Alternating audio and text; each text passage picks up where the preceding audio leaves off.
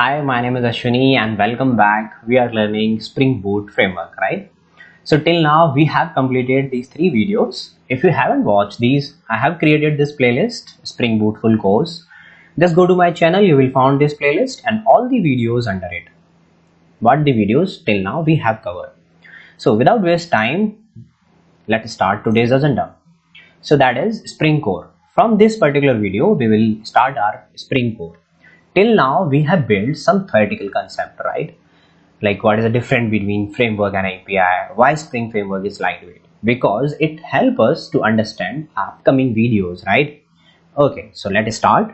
What is a Spring Core and what it's provide, right? So to make you understand that Spring Framework, let's consider one example. That is, you have one client. Suppose you are having one client. This is a person. Okay, this weird person is your client and it has a requirement for you, like he want a payment management system. Okay, so as soon as you get this requirement to your implement, so what you will do, you will prepare an SRS, right? Like you will understand, you will not do that, other person from your team will do that. Okay, yeah, but do not go in that much deep. Just you have an SRS. Okay, as soon as you are getting a SRS, you will understand what are all the requirement and what are the specification and requirement client need to implement in particular application, this payment application. So what you will do, as soon you understand this SRS, first option is you will create one class and implement all the requirements under it. So does you do that? You will code like this. You say, no, Ashwini, I will not do this. This is the worst programming practice. You don't know anything, right? So what is the second option? Which option you need to follow for this? Then we have second option. That is, we have one this project. We will create multiple classes. It means we will divide that requirement into multiple component and classes, right? Yeah. And at the time of deployment, we will package it and deploy it, right? Yeah, this is a process and actually we are following this. So as soon as you do this, I will ask you one question. Hey, why you follow this particular way of making a project? Then you will ask me, hey, you don't know anything. I am doing this because I want to follow reusability. Okay. And second, I want to follow modularity. Okay, and third we have discussed, that is boilerplate code. Obviously we don't need to do that if I'm writing that, because if one class is calling another class or using the functionality, then I don't need to be write that functionality in my class. So after discussing these 2 points, we get one conclusion. If I have two classes in this particular project, let's say a name, that one class is user and another class is payment. Okay, or yeah, we will give a name as payment. Okay, if this user class want to use a functionality of payment class, what does it mean? It means in nature a single class is not a complete class, right? It needs some functionality. So what does it mean? A user class has a dependency of payment class, right? Because it needs something from payment in a user. Okay, so what it called dependency.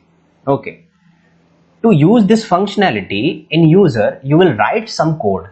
Obviously that code is, we know that what is the code. Either you will follow inheritance or either you will follow a composition, right? You will create an object here like, okay, payment P and new payment, right? And okay, give me whatever the method is. Let's suppose I want to call a payment method, right? Okay, give me this method. This is the first way of doing this. And second way of doing this, okay, I will do one thing, user extend and okay, payment. Okay, this is a way. So we will do this. So the code we are writing to managing this dependency, that code is called dependency management code. Remember this. This is a very important point. If you understand this, you understand the Spring code. Okay, it doesn't have anything beyond this. So now Spring framework come in a picture. What Spring framework told, okay, it says, okay, you don't need to do anything. Do not write all these code manually. Okay, now I'm a hero. You don't need to do anything. You just need to tell me, and you need to follow some principle. Okay, because Spring framework is not this much a good guy. It not help you in a free, right? It also say, like, if this is a like general example in our life also. If some person is helping you, okay, 90% a person like this, if some person is helping you, they also need something from you, right? So this is followed in a Spring framework. If Spring framework is doing something for you, it also expect like you do something for it. Okay, what is it that something is? It told, okay, I will manage your dependency or between the classes, but you need to do one thing.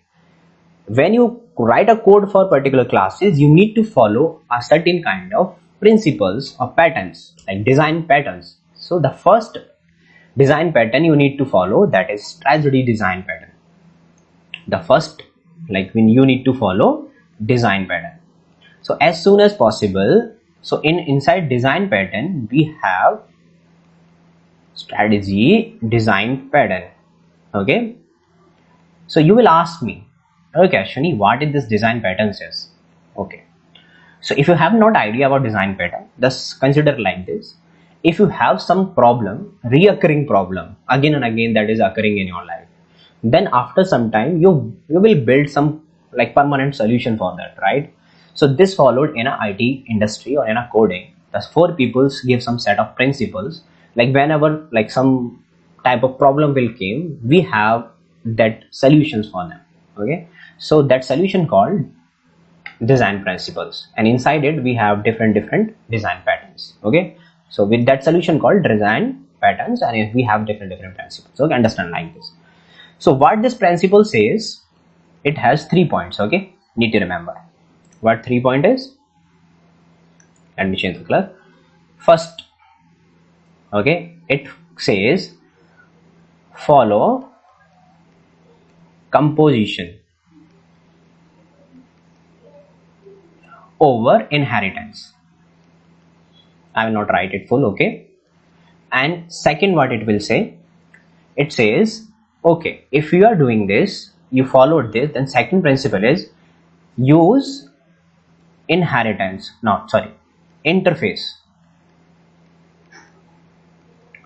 Do not go for concrete classes in. Okay, do not go for concrete classes. So this is a thing we need to follow. Okay, now what is the third point is,